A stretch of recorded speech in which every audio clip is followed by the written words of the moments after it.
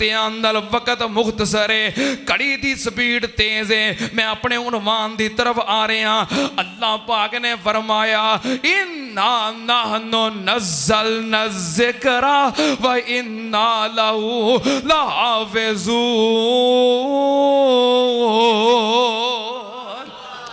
अल्लाह पाक ने फरमाया कुरान नू असी नाज़ल कीता है ते मुहाफ़िज़ भी असी हां।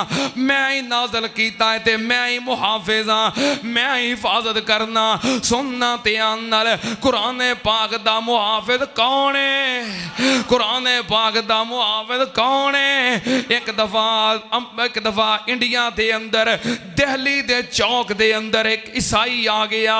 ईसाई पादरी दिल्ली दे चौक अंदर खड़ा है ते अपनी किताब इंजील नू मसाला ला के आया है। ऐसा मसाला उहदे वर्कियां ते चाड़े आए जिहदी वजह तो वर्के नू कागज़ नू अग नहीं लगदी। ऐसा मसाला अपनी किताब इंजील दे उत्ते चाड़ के ते इंजील लैके दिल्ली दे चौक दे अंदर आके खड़ा हो गया। कहन लगा मुसलमानों तुसीं कहंदे हो कि साडी किताब कुरान सच्चा है, असीं कहने इंजील सच्ची है। जे तुहानू मान है, तुहाडा दावा है कि साडा कुरान सच्चा है, ते आओ अज फैसला कर लेने आ। दिल्ली दे चौक दे अंदर अग जला लेने आ। अग जला लो ते अग दे अंदर तुसीं अपना कुरान सुट दिओ, मैं अपनी इंजील सुट देना। जिहदी किताब जल जाएगी झूठा है, जिहदी किताब बच जाएगी वो सच्चा है। आओ फैसला कर लेने आ। दिल्ली दे चौक अंदर खड़ा ललकारदा है, ऐलान करदा है। मुसलमान सारे परेशान हो गए भी आखिर नूं एक किताब है, एक कागज़ है, अग विच सुटिया ते जे इहनूं अग लग गई जल गया ते ये खुश हो जाएगा। ते उन्हां नूं नहीं पता कि इन्हें मसाला लगाया है ते इहदी इंजील नूं वर्के नूं अग नहीं लगनी। ये ऐलान करदा है ते ललकारदा है। मुसलमान परेशान हो के दौड़े दौड़े आए। रब दे वली वक़्त दे इमाम शाह अब्दुल अजीज मुहद्दिस दहलवी अद्धियाक ने किया है अपने उलमा वास्ते, अकाबरीन वास्ते, जो कुरानो सुन्नत वास्ते, दीन इस्लाम वास्ते कुर्बानियां देंदे रहे, कम से कम दुआ ते कर छड़िया करो। शाह अब्दुल अजीज मुहद्दिस दहलवी रहमतुल्लाह अलैह मुसलमान कट्ठे हो गए। उन्हां कोल आए, कहन लगे शाह जी दिल्ली दे चौक वजे साई पादरी खलोता है ते इंजील पकड़ी है ते इंज ऐलान कर रहा है अग जलाओ ते तुसी अपना कुरान सुटो ते मैं इंजील सुटा। जिदी किताब सड़ जाए झूठा, जिदी किताब बच जाए सच्चा।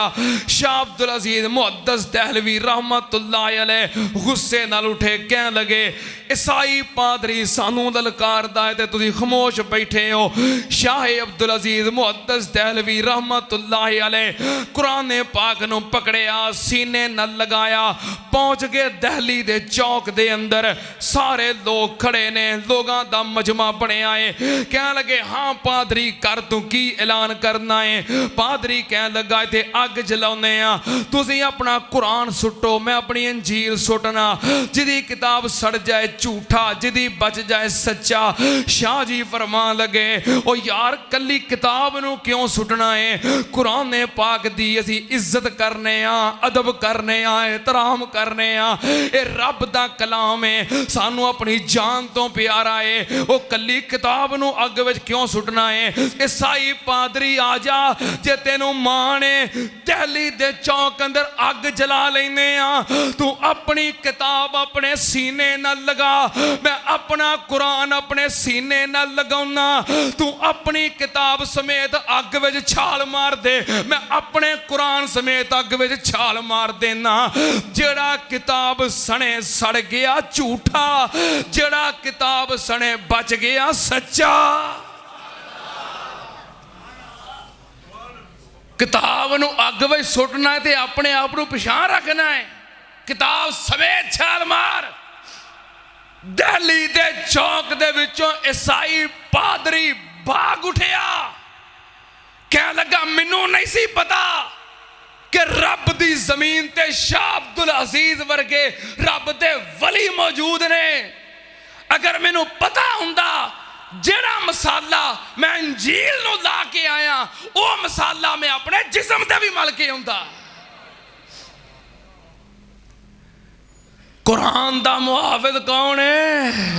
इन्ना नानो नज़्ज़लना ज़िक्रा व इन्ना लहू लहाफ़िज़ून। कुरान दा मुहाफिज कौन है? अल्लाह सुनना ध्यान नाल। एक दफा एक अंग्रेज अफसर कहने लगा यार मुसलमाना ते किवें काबू पाया जा सकता है। उहदा वजीर कहने लगा इन्हां कोल एक किताब है जिन्हों कहते ने रब दा कलाम है, जब तक उन्होंने पढ़ते ने वो इन्हां कोल मौजूद है, इन्हां उत्ते काबू नहीं पाया जा सकता। उन्हें कहा अच्छा चलो कुरान नूं खत्म करिए। की कहने लगा अंग्रेज अफसर? कुरान नूं खत्म करिए।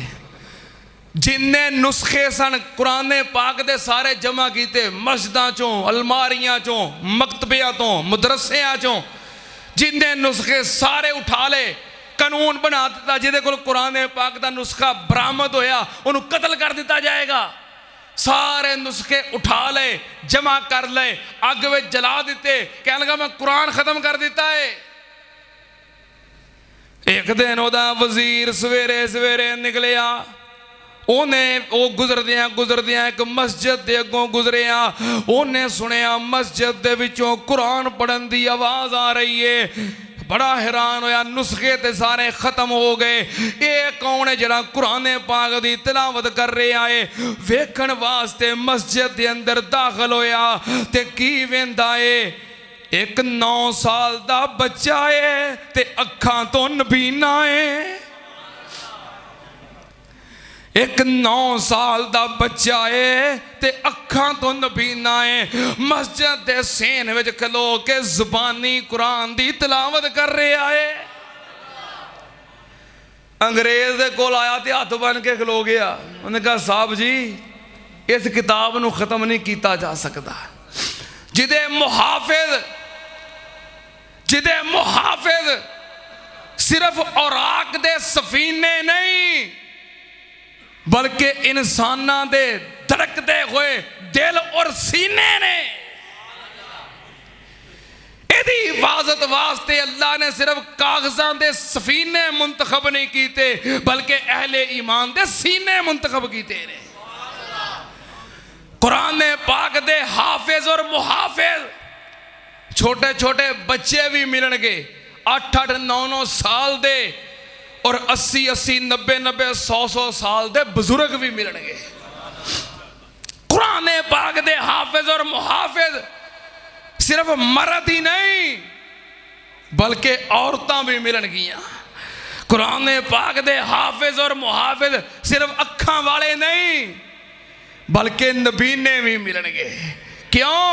अल्लाह पाक ने फरमाया इन्ना नानो नज़्ज़लना ज़िक्रा व इन्ना लहू लहाफ़िज़ून।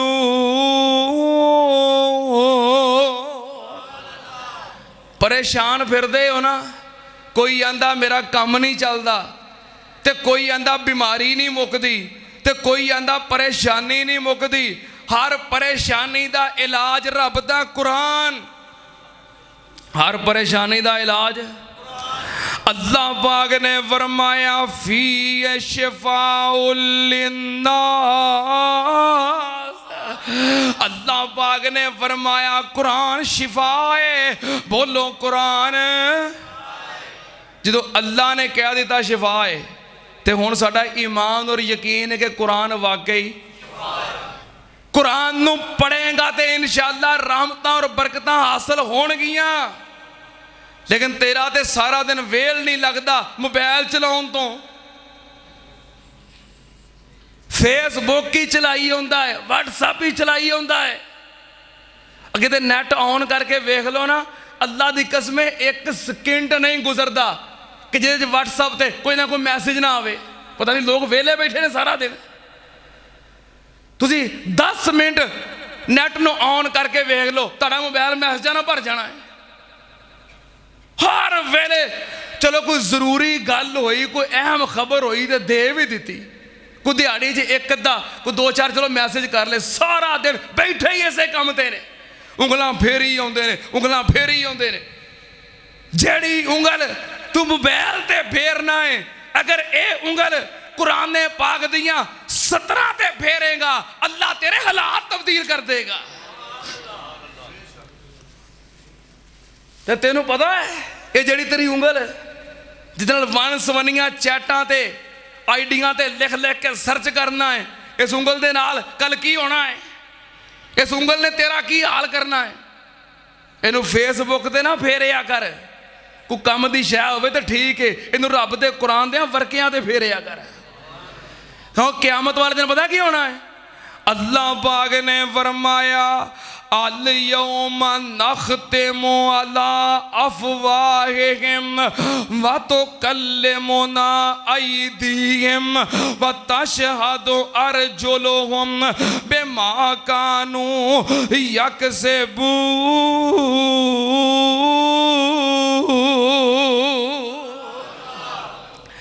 फरमाया तेरी जुबान दे उत्ते मोहर ला देनी है, तेरा मुंह बंद कर देना है, तेरे हाथ गवाही देंगे, तेरे हाथ गवाही देंगे, तेरी उंगलों को अल्लाह जुबान देगा, ये बोलणगियां तू की करता रहा है, तेरे पैर गवाही देंगे।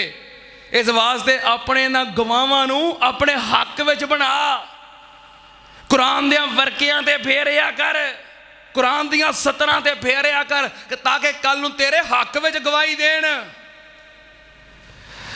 अल्लाह पाक दा कुरान पढ़िया करो, कुरान शिफा है, कुरान रहमत है, कुरान नूर है, कुरान बरकत है। सुन्नत नाल नबी पाक सल्लल्लाहु अलैहि वसल्लम ने हजरत अबू हुरैरा रज़ी अल्लाह ताला अन्हु नु फरमाया, आपने फरमाया अबू हुरैरा जे तू कुरान पाक पढ़दे या कुरान पाक पढ़ांदे, कुरान पाक दा आलिम बन के या कुरान पाक दा तालिब इल्म बन के दुनिया तो जाएगा, तू फौत होएगा, कब्र में पहुंचेगा, तेरा कुरान नाल तल्लक है, या तू कुरान दा मुतल्लम है, या तू कुरान दा मुअल्लम है, या तू कुरान पढ़ना है, या तू कुरान पढ़ाना है।